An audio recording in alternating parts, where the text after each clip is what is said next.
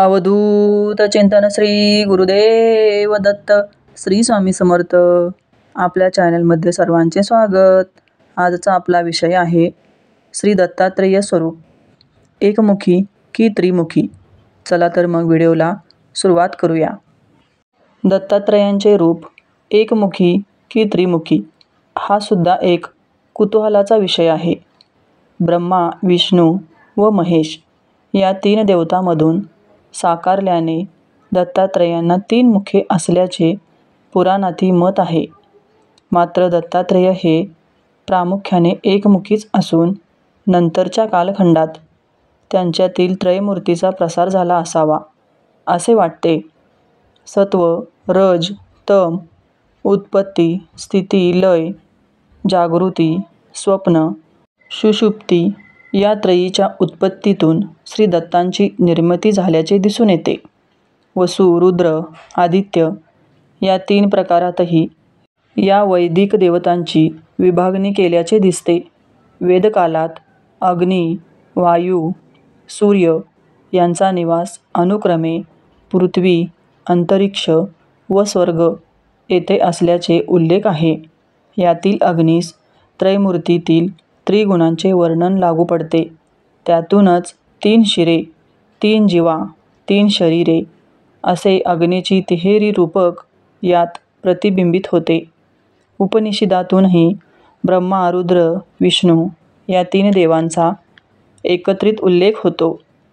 देवता स्वरूप व परब्रह्म स्वरूप असणाऱ्या ओंकारातही तीन मात्रा वा वर्ण आहेत.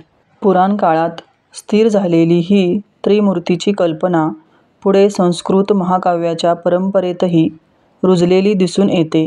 कारण या त्रिमूर्तीचे उल्लेख मल्लीनाथ, बाण, कालिदास इत्यादींनी तसेच शूद्रकाने मृच्छकटिक नाटकाच्या 6व्या अंकात हरी, ब्रह्मा व विष्णू या त्रयीला वंदन करताना केले असल्याचे आढळते. श्री दत्तात्रेय हे दैवत सर्वत्र त्रिमूर्ती स्वरूपात आढळत असले तरी महाभारत, पुराणे, आवर्चित उपनिषदे यातील दत्त एकमुखीच आहेत. महानुभाव पंथीयात एकमुखी दत्तांचीच उपासना आहे. एकनाथांच्या काळातील महान दत्तभक्त दासोपंत यांच्या दत्तमूर्तीचे ध्यान 6 हाताचे असले तरीही त्यास एकमुखीच होते. त्याचप्रमाणे निरंजन रघुनाथ या थोर दत्त उपासकास साक्षात्कार झाला तो एकमुखी षडभुज अशा दत्तात्रेयांचाच. निरंजन रघुनाथांचे नातू विश्वनाथ बोवा यांनी काशी येथे स्थापन केलेली दत्तमूर्ती एकमुखी आहे. अगदी अलीकडच्या काळात दत्तभक्तीचा प्रसार करणारे थोर अवतारी सत्पुरुष श्री वासुदेवानंद सरस्वती यांनीही एकमुखी दत्तमूर्तीचाच प्रचार केला.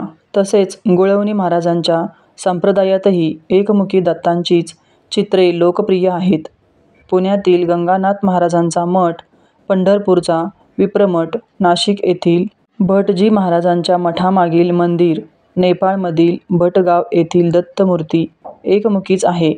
असं असलं तरीही दत्तांच्या त्रिमूर्तीची रूपक कल्पना लोकमानसावर अधिक ठसलेली दिसून येते.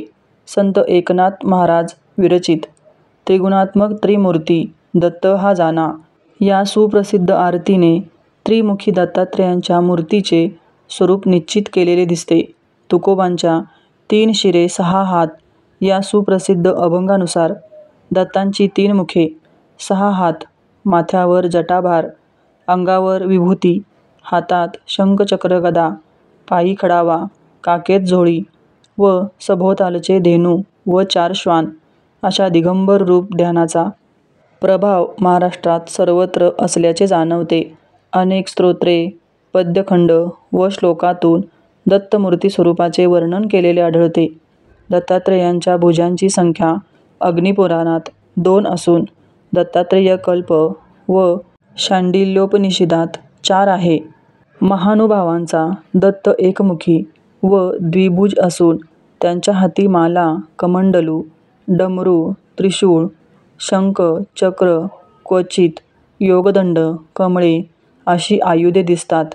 दत्तात्रेय कल्पाप्रमाणे महानुभावांच्या मते या दत्तांची अंगकांती शुभ्र आहे. शांडिल्योपनिषद व गुरुचरित्राच्या प्रारंभीच्या श्लोकामध्ये मात्र ती इंद्रनीलामण्याप्रमाणे आहे.